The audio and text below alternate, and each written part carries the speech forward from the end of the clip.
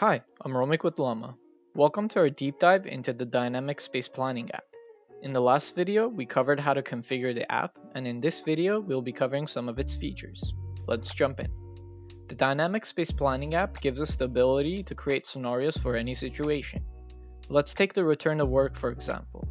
We need to make sure all of our employees are properly spaced out to create a safe work environment. We first need to create a scenario. Making changes to the scenario will not affect our data until the scenario is applied. To make sure that all of our employees are properly distanced from one another, we're going to apply the distance factor. The rooms will change color, indicating which set of rooms should be occupied in a given time.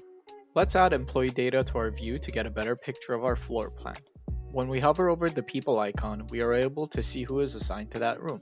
Let's give our employees their own offices. Since we already selected Move People, we can simply drag and drop our employees into their own offices. Now that it's complete, we can use this to schedule our employees on alternative working days to minimize risk.